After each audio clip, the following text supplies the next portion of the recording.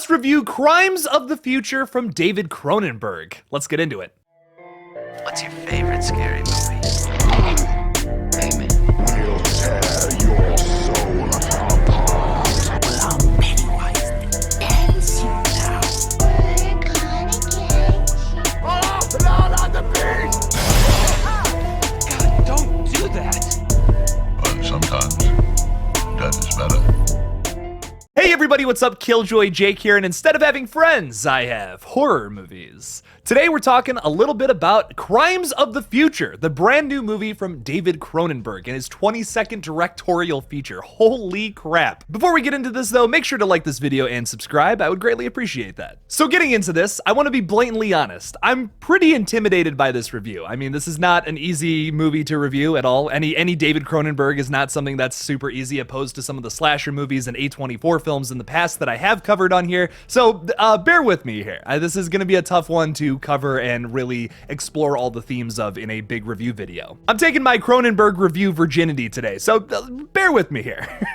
With that being said, I feel like that perfectly goes into my first thing here. Cronenberg is just so wildly different with his movies, especially the ones that he had like in the late 70s, early 80s, that this movie feels a lot like. This is such a wonderful return to form for David Cronenberg, who has really changed up his style a lot throughout his directorial career. Yes, he got big like doing movies like this that were really body horror and science fiction based. It feels like you're in a fever dream. Not only does this movie perfectly capture that, but it also feels a lot like some of his 90s work that really dived into just some of the weirdest, most bizarre kind of themes and ideas you could put into a movie, such as films like Existence or Naked Lunch. The thing about Crimes of the Future though is it's not just David Cronenberg going back through his catalog and being like, hey, that was a really cool scene, I'll take that and put it into my new script. Okay, let's take that scene from Videodrome, let's take that from The Brood. No, it's not quite like that. Yes, is there a lot of moments throughout this film that feel like he's doing that? Sure. But there's also this undeniable feeling of originality in this that just doesn't feel like anything else that is coming to theaters lately. A lot of the horror is derived from the awkwardness of characters, or just some really gross stuff happening on screen that both makes you want to laugh and makes you want to squirm, which I love. I love horror that derives those kind of emotions out of its audience, where you're almost confused as to how to feel about it. I think the first time I saw the dude dancing with all the ears and all that, it's pretty silly. It's pretty weird, pretty silly. And then there's also this sequence where you have Caprice, one of the main characters, alongside Saul, going and opening up a zipper Saul has just installed on his abdomen to open his his flesh pocket. I really don't know what else to call it.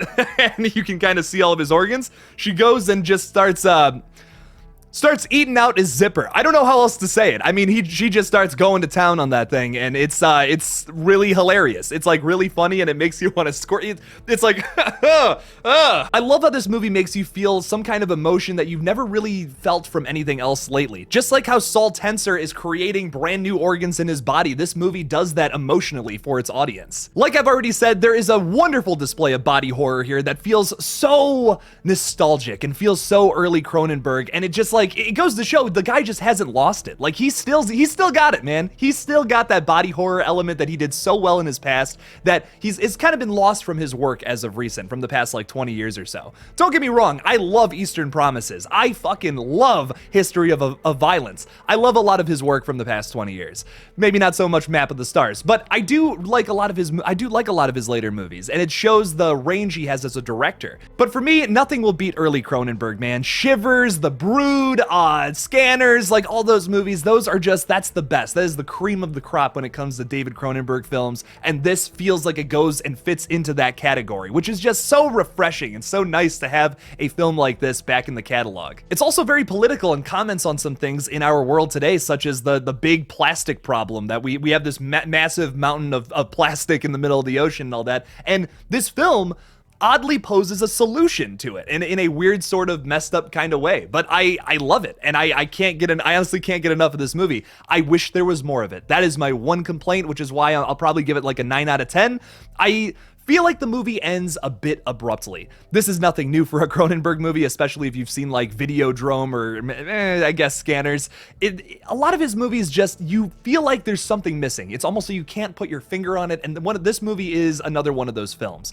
I do like his style where it's like he's only showing you little flashes of the story. You're not necessarily getting everything, but if you go back and watch it multiple times, you can really piece everything together, and it all does make sense. But for me, I almost wish there was one more scene in this film, even though I will say it does end very poetically. The entire film, you're watching Saul in constant pain with his body. He's trying to eat food in this super silly and goofy looking chair that's constantly rocking him back and forth like this. It's silly. I believe it's meant to be silly too. But he's trying to eat like regular food, and then the last scene of the movie is there's been this side plot going on about like this guy who makes these like plastic candy bars, and it's for people who can only eat plastic. Like it's all they can eat. The government's trying to cover it up and all this. That's a whole side plot. He takes a bite of it and tears run down his face. He's finally not in pain for the first time, and he's accepting his evolution. It's strange, visceral, so fucking ghastly and weird, but regardless, I think it's kind of beautiful in a weird sort of way. It's a very wholesome movie for doing things like this, which I know you'll probably, some people at surface level will be like, that was the most disgusting thing I have ever seen in my entire life. They literally killed a child in the first 5 minutes. A mother killed her own child in the first 5 minutes of this movie. What the fuck? How is this a wholesome movie, Jake? It's kind of saying that humans will evolve with the technology we create, and we will find a way to like solve these problems that we have with all the waste products we create. Almost really similar to Jurassic Park. It's also kind of a commentary on the fact that David Cronenberg has made something so wildly different than what's in the mainstream, what's popular right now. Like something that is so not a Disney movie, something that is so not Star Wars or the MCU. It's such a rejection of those things that it's kind of in its own way commenting on that. And I love that about this film for being so wildly different, taking chances and being able to do whatever you want as an artist and still be successful. David Cronenberg has almost always been that inspiring light that always just went and did his own thing. No matter what it was, he's always made his own movie. Not everyone's a big fan of his, but that's okay because there is a small group of people that love his movies, just like myself. And I think he makes some absolutely wonderful classic films that are so different that you can't get, it's a certain kind of flavor you can only get in one place, and that's from Mr. Cronenberg himself. And actually, Brandon Cronenberg, whose movie Possessor from 2020 fucking slapped. Oh, that was a good one. I think Viggo Leosidau, or however you pronounce her last name, and Kristen Stewart all just gave amazing performances, which I gotta praise Kristen Stewart. Honestly, this might be my favorite performance of hers ever. I feel like she typically kind of plays the same character in everything she's in, and I saw her play a wildly different character in this movie, one that was much more timid and nervous and just really kind of goofy because of it. There's a sequence where she's like really turned on by Saul's performance art and all that, and she's so much so to the point where she actually tries to engage in sex with them. But it's so awkward and so hard to watch. It's another one of those scenes that makes you kind of want to laugh, but also kind of squirm at the same time. It's just this mixture of emotions that's just so uncomfortable to watch. And it's such a gritty and gross movie. It's just tough. It's like, I don't want to see that. Oh God, that's awesome. She puts her fingers in his mouth and then tries to kiss him, and then he like gets all awkward and uncomfortable because he says he's not very good at like the old sex, which is another really interesting theme about this movie is the fact that this surgery and these like the pulling out the organs and all that, it's like sex to these people, to these people who have evolved to a point where that's not even normal for them anymore. The way that David Cronenberg transports you out of regular reality and into his own like disturbed vision of another dimension, it's just amazing. And he really does that so successfully in a lot of his early work, his 90s stuff, and once again, now in Crimes of the Future. I'm gonna give this movie a 9 out of 10, and I really only take a point off because like I said, I feel like it ends a little abruptly. There's something I can't quite put my finger on that I wanted more of. Maybe it's because this like side detective plot feels a little underdeveloped,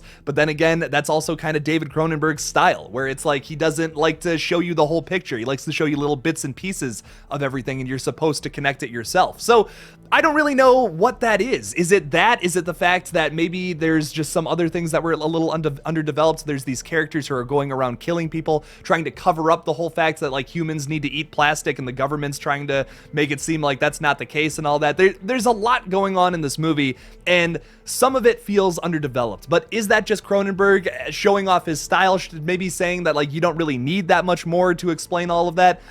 I guess I don't really know at this point. This is a film that begs for a second watch. I need to watch this like 2 or 3 more times until I fully understand the whole thing, is how I feel about it, and I'm really intrigued by it. This has sparked hours and hours of conversation in the future. I can already tell with some of the other people who I make watch this.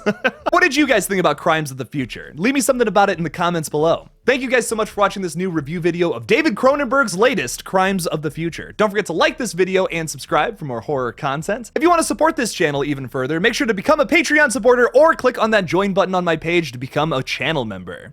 Thank you guys so much for watching again, and as always, don't forget to kill it out there, y'all.